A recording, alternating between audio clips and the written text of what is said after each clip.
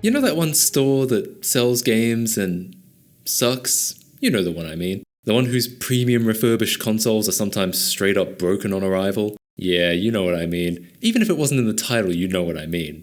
Well, the Wii U I'm about to show you wasn't good enough for them. Yeah.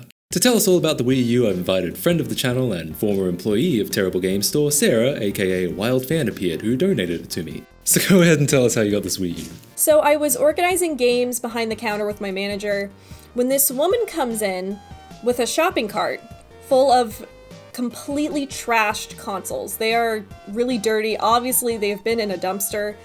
We've gotten these before. And she comes up to the counter with this shopping cart and says, like, hey, how much money could I get for these? And the manager just looks at her and looks at the consoles and is like, yeah, we can't, no. And she didn't even, like, put up a fight. I think she knew. So she was like, can you guys just, like, throw them out for me? She was like, understandable. Exactly. We were just gonna throw them out, but I took a look at them and I realized, like, maybe I could fix them or, like, clean them off or something. So I asked my manager, like, hey, can I take these off your hands? And he's like, I mean, if you wanna. So I tried my best, scrubbed them down, gave them a little blowing. Can I say that? So I realized that that might be something to take home and maybe sell. But then I realized quickly that no one wants these junk consoles. No one's gonna be dumb enough to actually pay money for these until I met Matt. So I decided to donate them to Matt's channel so that way they could actually have life again. And I'm excited to see what he does with them. Aw, wholesome. Yeah. So when I saw this, I thought, man, I've never had a Wii U before, and this, several years after its discontinuation, seems like a good time to get into it. I'm actually only half joking. Sure, the Wii U's game library is somewhat underwhelming, and history will remember it as Nintendo's worst-selling game console. Not even Steve from Stranger Things could make the Wii U a success. But due to tireless efforts from the community, a Wii U that's modded to run Homebrew can actually run all sorts of games. While officially the Wii U only supported games for the Wii U, Wii, and whatever was on the Virtual Console, the Homebrew app Nintendo opens it up to GameCube support too, not to mention the countless other games you could play through community emulators. You can in fact play almost the entire Nintendo game library on a modded Wii U, minus Switch games of course, and that's pretty cool. So I was actually interested in having a Wii U for the first time. But I did have a problem even before I could test it out. People from the Wii U gang already know what I'm talking about. Unlike the Wii, or in fact any other console ever made, the Wii U comes in a two-part solution where neither part can actually function on its own. Now, most consoles need a controller, so that might not seem that out of the ordinary, but again, unlike any other controller ever made, Nintendo never sold the Wii U tablet as a separate product on its own. One gamepad per console, decreed Lord Nintendo, and no gamepad, no gameplay. The result of this is a bizarre situation where secondhand consoles without their tablets are almost completely worthless, and if you and your friends are playing local multiplayer, only one of you can have the gamepad. Everyone else has to use Wiimotes. One thing I enjoy about the holidays is just how much closer it brings us together. Oh please, does anyone actually want to play tug of war with a Wii U tablet? This really is the only way to get a multiplayer experience out of the tablet, and even Nintendo couldn't think of all that much to do with it because every single time they show the same damn game. So yeah, with the one tablet policy, we are in a bit of a bind with this one. Literally, the only way to replace a broken or lost gamepad is for another console to sacrifice its own. Not even Chinese bootleggers have managed to mass produce any clones, and you know they would if they could.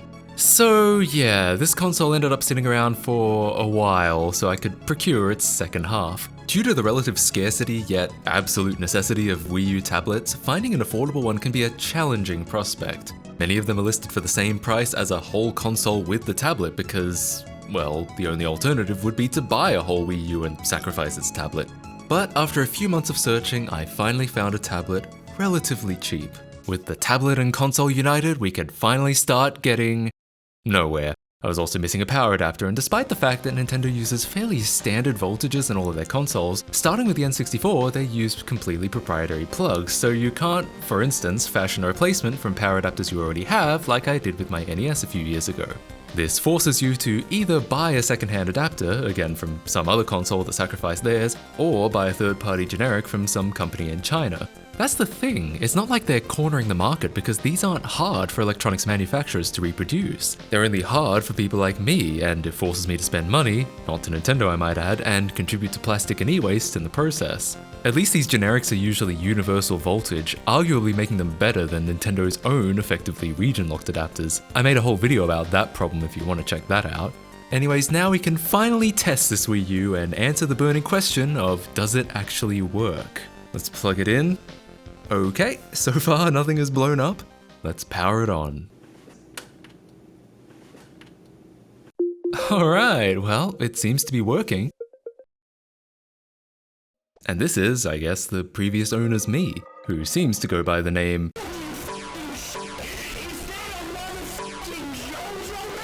And now to pair the tablet. Even though replacements weren't readily accessible, the Wii U does fully support synchronizing with the tablet it didn't ship with. And speaking of the tablet, now that I'm getting a good look at it, it's really not in the best shape, is it? Especially those thumbsticks. By the looks of it, I'm guessing a dog started using this, and not to play Breath of the Wild. But it turns out that was the least of my problems with the tablet. You see, this Wii U console is from the US, and when I bought the tablet, I still lived in Australia.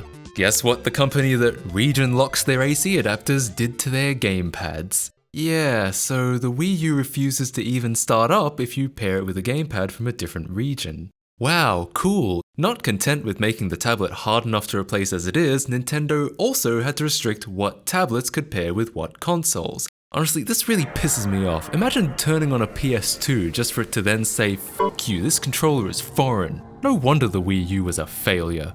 I've heard theories that this is due to differing rules and regulations regarding wireless communications between countries, but I've never seen any official statements say this, and honestly I think it's just Nintendo being Nintendo. It's like they create the nicest, cutest games with the most disdain for their actual audience. Thanks Nintendo, very cool. But no matter, I was planning to do some self-modding anyway, and surely someone's worked around this gamepad region issue, right? Well, yes and no. While some efforts have been made to reverse engineer and even re-implement the gamepad in software, overall the gamepad has remained fairly unhacked. There is no known way to change a Wii U gamepad's region. This was concerning. I started wondering if I'd have to search for yet another tablet or even take a stab at reverse engineering myself. But luckily, none of that ended up being necessary. Turns out with a modded Wii U, you can force it to pair even with a gamepad from another region, as detailed in this article from anus.trade. So modding, which I was already planning to do, is now priority number 1. But even that requires a gamepad to get the process started. It's a catch-22 for sure. Can't pair until it's modded, can't mod until something's paired. But don't worry, I think I've found a solution. That's right, we're gonna cheat. Look what I got from Trader Joe's. Just kidding, I borrowed this from a friend.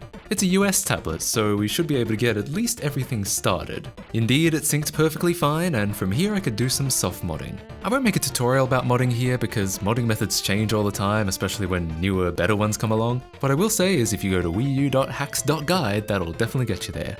I was surprised that, unlike the Wii, most of the Wii U mods are semi-tethered, in that the modded state has to be activated manually on every boot. The current PS3 HenSoft mod is very similar in that regard. As of this video, the only method that does load your Wii U directly into a modded state on boot is Cold Boot Haxchi, which requires purchasing a legitimate paid DS Virtual Console game. The cheapest being Brain Age at $7 or €629. Brain Age also happens to be the best-selling game on the Wii U eShop right now. I'm sure that's just a coincidence. But me, being very cheap, I chose the indexine method, which hijacks the internet browser rather than a DS game. There's no cold boot variant of this one, so you have to activate it manually every boot, but hey, I saved $7 and the chances of me ever wanting to browse the actual internet on the Wii U is pretty slim.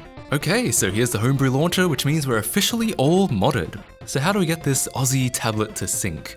Well, we need to install a program called System Config Tool. Now let me just say, this thing has a reputation. It's apparently a part of Nintendo's official SDK and therefore highly confidential. Yeah, I mean, we wouldn't want those pesky users using the wrong region gamepad, would we? Adding to the scariness of this, you'll see all sorts of warnings in tutorials about potentially bricking, making sure you use the quote-unquote safe version, people saying you have to use RedNAND, followed by people saying RedNAND is obsolete and unnecessary. Basically, there's a lot of noise out there, and it was hard to sift through it all. Anyways, I eventually found a link to the version I needed and was soon installing System Config Tool onto my Wii U.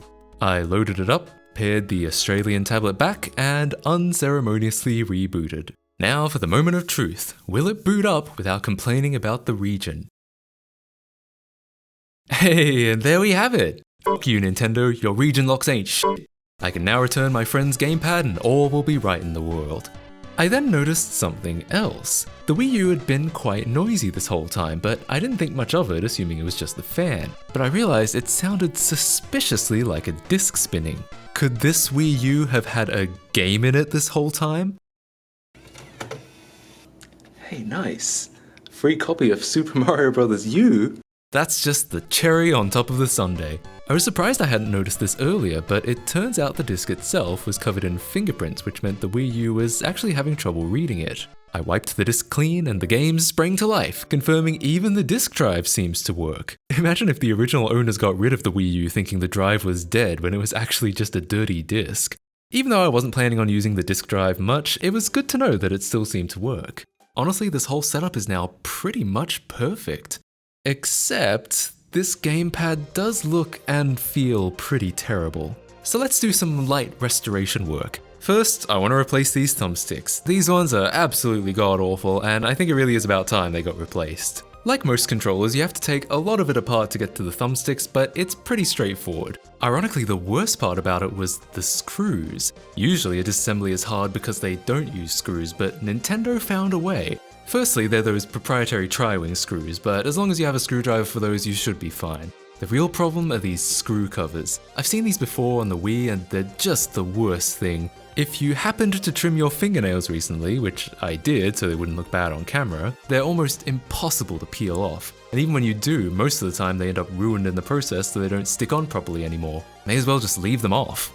Anyways, the rest was pretty simple and I was soon down to the thumbsticks. And just for fun, I thought I'd try some different colored thumbsticks. I still like how my Xbox 360 controller looks. Let's pop them on and see how they look. Yeah, I actually like that. It's like it's dressed up to be a magician. Plus, it just feels infinitely better. Anything would have been better than those shredded up old sticks. Well, alright, just have to put it all back together. I also wiped it down with some Windex afterwards to clean off the dust and fingerprints, which helped a lot too.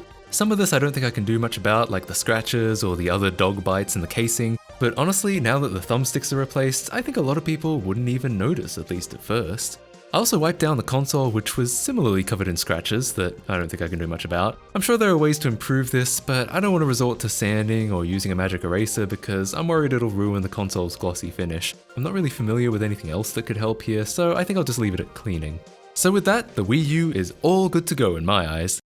You know the Wii U is 10 years old next year? November 2012 is when it came out, and while it might seem strange to recommend a console that's nearly a decade old, I actually think in this case it's more useful now than it was back then. Sure, most of the decent games have been ported to Switch by now, but they'll always be cheaper on the Wii U for basically the same thing. And while the Switch has seen some modding, it hasn't been busted wide open to the same extent that the Wii U has. Honestly, for me, just getting to play GameCube and Wii games natively in HDMI is worth the cost of the Wii U, especially if you find one cheaper than a GameCube HDMI adapter or a Wii HDMI mod. So while historically people don't say this very often, I think you should get a Wii U.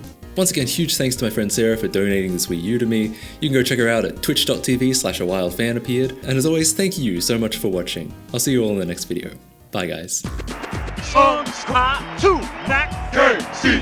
Hey, before you go, if you're interested in seeing how I texture swapped the PS2 BIOS for memes, I've posted an exclusive Patreon video all about it. Head over to patreon.com/MattKC or click the link in the description to check it out.